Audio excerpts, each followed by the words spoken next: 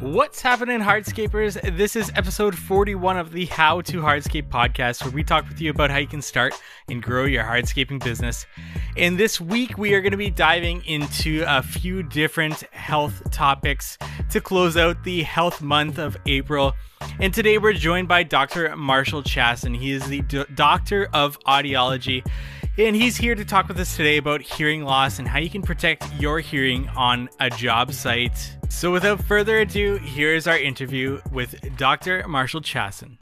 Today, we're joined on the podcast by Dr. Marshall Chasin, Doctor of Audiology, Director of Research at the Musicians Clinics of Canada, and he's here to talk to us about hearing loss and protecting your hearing on the job site. Dr. Marshall Chasin, thank you so much for joining us on the show. Oh, it's my pleasure. Let's just get started to get to know a little bit more about yourself and what you do. Can you give our audience a little bit of a rundown about your background? I am a clinical and research audiologist, and I run the Musicians Clinics of Canada. I also do a fair amount of research and teaching at various universities, the University of Toronto, the University of Western Ontario, and I'm a research associate at the University of Buffalo, in Buffalo. I've written about 8 books, edited a few more, and have written over 200 research articles in the literature. I do see a lot of musicians, but I see a wide range of people, ranging from young children to the elderly who may have some hearing loss. In the case of young children, of course, it's usually temporary, ear infection, wax in the ears, that sort of stuff. In the case of more senior people, it tends to be either age-related or noise-related, whether the noise is music or factory noise, the ear, in its infinite wisdom, doesn't really know the difference. Now, it's safe to say that you are the person that we want on the show talking about this subject today. Let's just talk a little bit more about what brought you to this sort of field. Well, my background is actually mathematics. I was going to be one of these nerdy Einstein. I even looked like Einstein back then with my hair, but now it's pretty balding. But I wanted to be a nerdy mathematician and do research in math and teach math at a university. After many years, I realized that's kind of boring. And I was very interested in communication systems. Now, a mathematician or a physicist would talk about formal algebras or communication systems, but I actually wanted to learn about real communication systems. So I ended up doing a master's of linguistics, which is the formal study of languages. And after math, that was a little bit too artsy, too undefined for my liking. So my graduate advisor said, had you ever heard of audiology? And I'd never heard of an audiologist. I was in my mid-20s at the time. But I went to the University of British Columbia and did another master's in audiology. And actually, it's a fascinating field. It's a nice combination between science, clinical, and research. It's a nice balance between many things. And since I like people, it allows me to get in front of a person rather than in front of a computer. Let's get right into this and start with asking you, why is protecting our hearing so important, especially in our industry where we're cutting concrete and operating heavy machinery? Why is it so important to protect our hearing? Hearing loss is sometimes called the invisible handicap, in the sense that if you damage your ears, blood doesn't gush out of your head. In some sense, life would be so much easier if that were the case. You'd know that you've cut your finger, it's bleeding, you've had a fracture in a bone, and you can feel it, you see it. But with hearing loss, you might have ringing after a shift or a day, maybe a feeling of fullness in the ears, but there's nothing obvious. It's quite invisible. And also, it's incredibly startling how quiet noise can be, or music for that matter, that if you listen to it long enough, it can damage your hearing permanently. For example, a dial tone on a telephone. Nobody would think in their right mind that was particularly loud, and it's not all that loud, but it is intense enough such that if you listen to that long enough, it would cause hearing loss. Listening to your MP3 player on half volume can far exceed 85 decibels. 85 decibels appears to be a measure of how loud something is that can cause some hearing loss. Right now, you're probably listening to me at 65 or 70 decibels. But anything over 85 can cause hearing loss. Dial tone was one example. iPod maybe in half volume. If you're not feeling very very well and you put your head in the toilet, you flush the toilet, that's also 85 decibels. You may not be feeling very well at that point and it may sound louder, but nobody in their right mind would consider a potentially damaging level of noise or music to be damaging. It's just counterintuitive. So prevention is where it's at. I don't want to see people after 35 years working in industry and I'm saying, I'm sorry, there's nothing that we could do. You have a permanent hearing loss. But they would say, well, it wasn't all that loud. And they're probably right. It wasn't all that loud, but it was intense enough to cause hearing loss. Now, when you're talking about intensity, you talked about decibels there. Can you give our audience a little definition of what decibels are? And then also, does frequency play a factor in hearing loss as well, not just decibels? Or does that play a factor in, say, a construction field? Well, next time you go to a party or a family gathering, say 10 times the logarithm of the sound level over 0.0002 dynes per square centimeter. And they're going to say, wow, you really know what you're talking about. But that's the formal definition of a decibel. The more practical definition of a decibel, think of it like this, like a scale, Fahrenheit or a Celsius scale, depending on where you're listening. The higher the level is, and each decibel is the same degree, just like temperature. And it gets to a certain point where it can be problematic.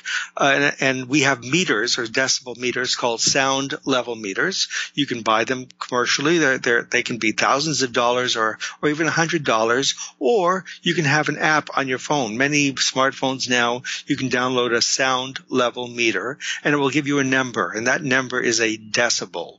And it's a special type of decibels. Not all decibels are the same. Just like Celsius is not the same as Fahrenheit. So Fahrenheit would be in the United States. Celsius has the rest of the world talking about it. If I say it's 30 degrees, you don't really know whether you have to wear a jacket and gloves or short sleeves and a sun hat. But you have to define the type of temperature. So 30 degrees Celsius would be hot. 30 degrees Fahrenheit would be cold. Same with decibel. We have something called the decibel A weighted, the letter A, first letter of the alphabet.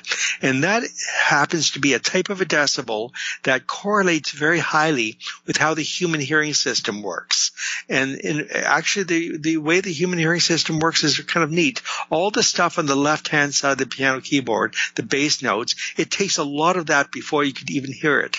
That is, the stuff on the left-hand side of the piano keyboard, much of that hits the ear, bounces back off the ear, and never is heard by the individual. And this is how we hear as humans. This is normal hearing.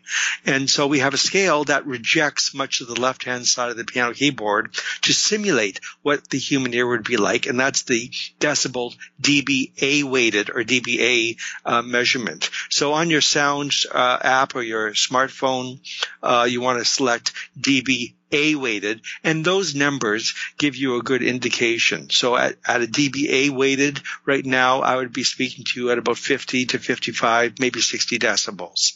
And it's the telephone dial tone that's around 85 decibels. So we know that prolonged exposure to anything over 85 decibels can cause hearing loss. 85 decibels for 40 hours a week. Well, nobody listens to noise or music for 40 hours a week. We take time off. It's intermittent. We take breaks. We go for lunch. Yes, there's a drill going on, but the drill's on for 7 seconds before it's turned off. But there's a relationship.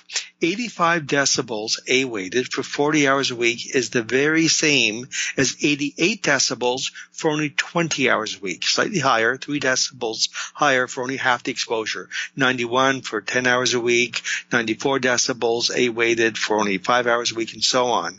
Now, we can be exposed for 3 or 4 hours here and there at 97 or 98 decibels, but that's the very same thing for working your 40-hour work week at 85 decibels. Now, we're not expected to memorize all these numbers. In fact, there's something called a dosimeter, and it measures what we call the dose. And the dose is 100% if you've been exposed to 85 decibels for 40 hours a week. It's also 100% dose if you've been exposed to 97 decibels A-weighted for only 2 or 3 hours a week. And so it does the calculations for you without you having to think about it. If you happen to have an iOS Apple platform a smartphone, then you can download a number of free dose apps. One of them is called Sound Log, one word, SOUNDLOG, and that you turn on, and when you turn it off, it says you've been exposed 72% of your dose, which is good. Or if it's over 100%, it said you are only allowed to be exposed for 12 minutes without hearing protection. I went to a concert recently. I turned it on at the beginning of the concert and turned it off near the end, and indeed it said I was only allowed to be exposed for 12 minutes. Well, the concert was 2 to 3 hours long. It's a good thing I brought my hearing protection. Now, the music sounded great. It didn't sound all that loud, but it was loud. And as humans, we are wonderful at discerning differences in frequency. We know something is pitch sharp or pitched flat, something is flat or sharp. We can tell that. But in terms of loudness, we are not good creatures. Listen to 85 decibels, people expect to say, well, this is a potentially damaging area, and they brace themselves, and only to hear a dial tone. So we're not very good at discerning levels of loudness. But with these sound level meters to actually measure the decibels A-weighted, or these dose meters or dosimeters such as Sound Log in the United States, the NIOSH, which is the National Institute for Occupational Safety and Health, NIOSH. They also have an app, a free app that can give you the dose. So it's really the dose that we care about. Nothing wrong with having a very long or loud shift at work. Just maybe don't mow your lawn that night. Get someone else to do it for you, or wait until the next morning. So you don't want to exceed the dose, 100% dose. That's fascinating. Definitely interesting stuff that you just mentioned there, including all the resources that you mentioned would definitely help on any job site to understand the dosage that you got into there. Now, what about the effects, the negative effects of hearing loss? What kind of effects should we expect over time, and are those effects reversible? When we first go to a loud venue, whether it's a construction site or work factory or a rock concert for that matter, for the first, if I was to measure your hearing just before the concert or just before your work shift began, and then measured your hearing immediately after the concert or after the work shift ended, I would measure a temporary hearing loss. And we call that a TTS, or temporary threshold shift. In fact, I have developed an app called Temporary Hearing Loss Test. And this is a measure that you can measure on your smartphone, Android or iOS, and you measure your hearing just before and again after, and it calculates the difference. This difference is a measure of temporary threshold shift or temporary hearing loss. Now, after 16 to 18 hours, this temporary hearing loss will slowly resolve, will get better on its own. You may have a feeling of fullness in the ears. Maybe you have your radio in your car adjusted to a comfortable listening level when you came to work, but when you started your car after the end of the day, the radio seemed kind of muffled and quiet. That is another indicator that you have a temporary hearing loss. Enough of this temporary threshold shift, however, and it does become permanent. We don't really know the relationship between a temporary hearing loss and an eventual permanent one. People have looked at this and tried to research this, and we're not too sure of the relationship. That is, two people working in a factory side by side on an assembly line, for example, for 35 years. One person suffers significant temporary threshold shift after every shift. The other person has never noticed that. 30 years later, that's not an indication. The person that has suffered the time of temporary threshold shift is not more nor less susceptible to permanent hearing loss down the line. So we don't really know the relationship between that. However, once it is permanent, as the name suggests, it is permanent. Interestingly enough, people won't recognize it as a hearing loss per se, because it usually occurs only on the right-hand side of the piano keyboard where the tinkly notes are. And that's in speech where the consonants are, the S's, the SH's, the TH's.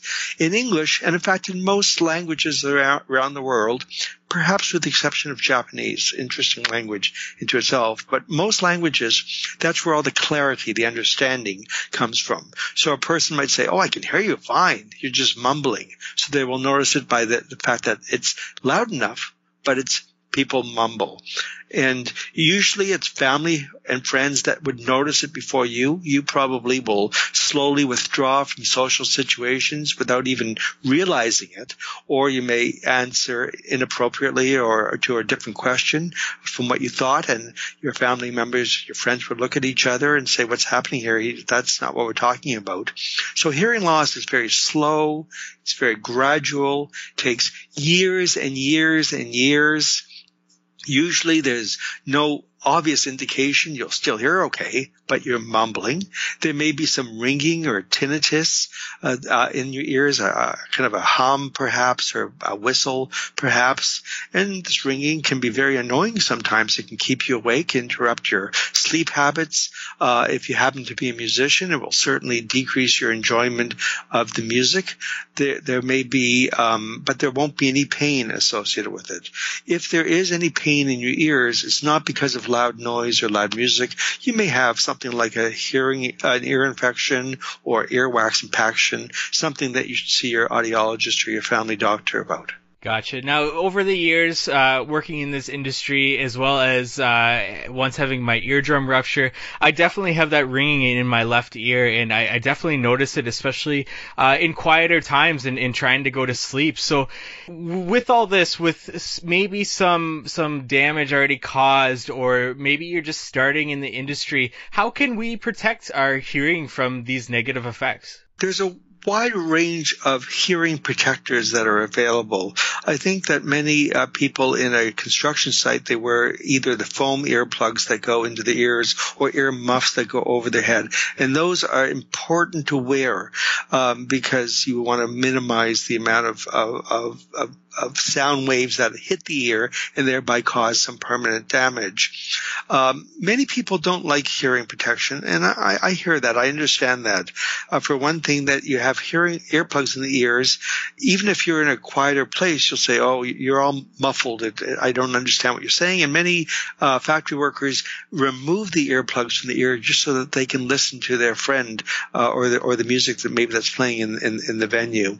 But in doing so, they've removed the hearing protection. So it's important to wear the hearing protection and to wear properly. Many people tend to take off their earmuffs, put it onto the lunchbox or some other structure to expand them or stretch the spring around the head so it doesn't press as tightly into the head. Well, that minimizes or undoes the benefit of a hearing protector. So that's one of the advantages of an earphone that goes over the earhead, that you can play with it and fake it. But the benefit of that type is that it does give you more overall hearing protection. So you should just get used to having something on your ears. Many people that use foam plugs, it's true, nothing goes over your head, and it might be more comfortable in the long run. But if you do that, and there's nothing wrong with that, by the way, when you put something in the ear, here's a clinical trick that I always suggest to people, and you can verify this for yourself. Take your finger right now, stick it into your ear. I know, clean finger, presumably. You know where it's been. You stick it into your ear, open and close your mouth, and you'll feel that there's some wiggling going on in the ear. And when you open the mouth, the jaw is dropping forward, and that sits at the front part of the ear canal. And so when you open your mouth, the ear canal temporarily becomes larger, wider from front to back dimension than with not. And so if you open your mouth, put the earplug in your ear, you'll be able to put the earplug in deeper, and such that when you close your mouth and relax, the earplug is better seated in the ear canal and will give you better overall hearing protection. So hearing protection is very, very useful. For those people working in mild level industry, that is industry with a sound level in dBA maybe less than 100, over 85, but less than 100 decibels, there is some trickery that we can steal from the music industry. Since 1988, there's a special type of an earplug called the ER15, and these are made by audiologists. And the idea behind them is that it treats all the sounds the same.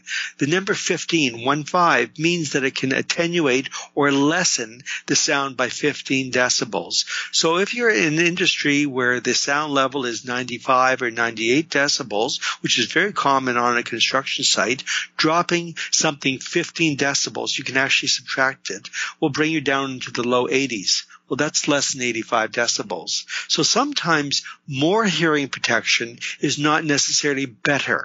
And having just 15 decibels with many musicians wear will allow you to wear the ER15. It will be safe, but the interesting thing about these ER15 earplugs is that it treats the bass notes, the mid-range, and the high tinkly notes the same, such that speech still sounds like speech. You'll be able to hear the people around you, just lessened from a damaging to a non-damaging level.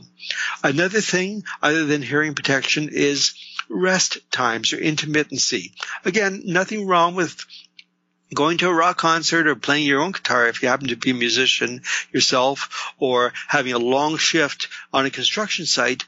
Just don't go home that day and mow your lawn that day. Save it for the next morning or get someone else to do it for you. Try to minimize the other sources of noise or music exposure on your ear. So you come home, you might want to not listen to the radio when you're driving in your car. You may want to just, do something more quieter around the home that night. If your grass does need mowing, wonderful. Go to sleep, wake up next morning, 16 to 18 hours later, and I think the ear can kind of reset itself, and it's safe to cut the grass. Don't cut it before 8 a.m. or else your neighbors will hate you for that. There's also another new area of research that's coming along, and it's called otoprotectants. Oto meaning the ear. Protectants is obvious. You protect your ear. These are pharmaceuticals, pills that you could take. Some cases you can take them before you go to work, and it will lessen the extent of the noise exposure on the ear. And there are some that you can take the morning after. You had a particularly noisy day and your ears are ringing, you go home, and you can take a pill that will mitigate the damage that's in the ear. And some of these otoprotectants are just going through the process of the Food and Drug Administration in the United States, the FDA. Some of them are right now in phase 3. So whenever the government or any country approves a medication or a drug, it has to go through 3 phases. The first one is for safety, to demonstrate that it does what it should do, but at a safe level. The second phase, or phase 2, requirements is that it does what it says it does. So it's not only safe, but it does actually protect you. And the third phase is if they do it on massively large numbers of people and they get all the known side effects. And after about 10 years, the pharmaceutical company will say, I now have a drug that we can take just before you go to work, pop a pill, and it will lessen the effects of noise exposure on your ear. Excellent information. And just relating this back to recently shopping for noise protection, if the noisiest thing I guess we do on a job site would possibly be cutting concrete, which if I'm shopping for, say, an earplug and I notice that the noise rate reduction is not going to get me down to that safer level of, like you said, 85 decibels, can I also purchase an over-the-ear protection, like an ear muff, that's also going to reduce that rate a little bit more to get closer to that 85? Can I apply both an earbud plus an over-the-ear hearing protection, and that's going to get me to that safe level? Is that something I can assume, or how does that work? You can indeed use various types of hearing protection concurrently. That is, you can certainly have an earplug in the ear and an ear muff that goes over your ear. And in a couple of years, when otoprotectants are more available, take an otoprotectant medication to protect your ears. They are additive. That is, if the earplug, let's say, gives you 15 or 20 decibels of protection and the ear muff gives you another 20 or 30 decibels, there is an upper limit. It won't be 50, but it will be up to 40. That is, 40 decibels seems to be the upper limit of any hearing protector. If I went in and traveled concrete into your ear canal and just let it sit there, at most it would give you a 40 decibel hearing protection. And that's because after 40 decibels, the sound would cause the human skull to vibrate, and the sound would actually bypass the outer ear where the earplug would be and go directly to the inner ear, which is where the damage is. So you could certainly add the two. Now, many hearing protectors have a rating associated with them, and this rating does vary from country to country. In the United States, they use the NRR, or the noise reduction rating. That actually is a very poor single number measure, and there's a lot of problems with that measure. In most cases, the hearing protection actually gives you more real protection than what the NRR states it does. So all I'm saying is that don't be blinded by a number on a package. A hearing protector with an NRR rating of 23 may not in fact be better than one with a 20 decibel NRR rating. This is where maybe an audiologist would come in handy. So an audiologist, a university-trained professional, isn't just a person you go to when you have an ear infection, or let's say you need a hearing aid or whatever, or for counseling with respect to tinnitus, but it's a person that you go to for prevention. And I think hearing loss prevention, whether it's from loud noise or music, is one of the most important things that you could do. You bring your hearing protector to the audiologist. The audiologist has several techniques by which they can measure the real ear lessening or protection or attenuation of the hearing protection on you. Never mind what it does in theory or in a package or some laboratory someplace. But the way you wear it, they can actually measure your hearing without the hearing protectors and then with the hearing protectors. And that difference is a very good indicator of how good the earplugs can be for you. And you could use both of them together when you're cutting concrete or doing something very noisy, or if you're in the military where you're shooting these extremely large and noisy firearms, or cannons. Having an earplug and an ear muff together can be very, very useful. Fascinating stuff today, and thank you so much for joining us. Is there anything else that we haven't covered in this interview that you'd want somebody on a job site, on a construction site, to know to stay safe with their hearing? There are three good sources of information on the internet. One is the website of the Canadian Academy of Audiologists. They have a wealth of good hearing loss prevention and tinnitus prevention information, and that can be accessed through CanadianAudiology.ca.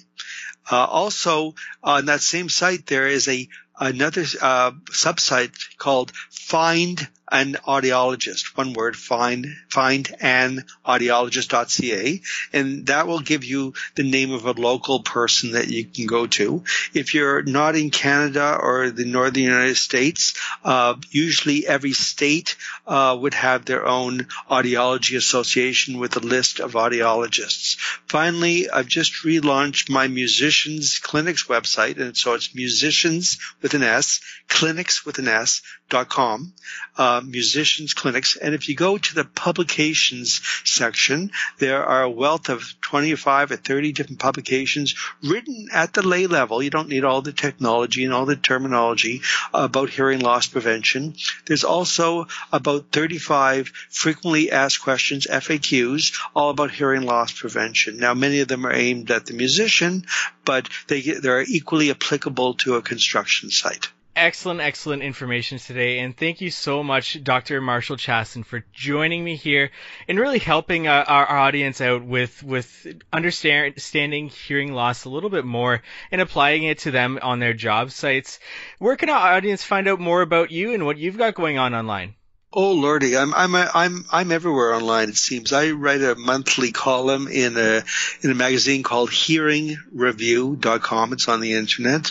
Also, HearingHealthMatters.org is a sometimes a weekly blog. I usually write a blog once a month about hearing loss prevention. If you're going to want to know more about otoprotectants and how they're coming down the pipeline, you can access those too. Also, my musiciansclinics.com website is actually a wonderful clinic in the sense that its orientation is prevention. It's something that every factory worker should access, and an audiologist is someone they should see every year when they're in noise, starting from their 20s. So don't put off seeing an audiologist until your 50s or 60s. Nothing wrong with that, but nothing wrong with starting in your 20s. When it comes to musicians, I'd rather see a 15-year-old kid than a 50-year-old guy. Thank you for listening to today's podcast episode. Visit us at howtohardscape.com for more information on this subject. Let us know what you want to learn about in future episodes by reaching out to us on our social channels or sending an email to us, contact@howtohardscape.com. We'd love it if you subscribe to our podcast, left us a rating and review. It really helps us get this podcast out there and to get more great guests on the show to deliver you more value. We look forward to meeting with you next week on the How to Hardscape podcast.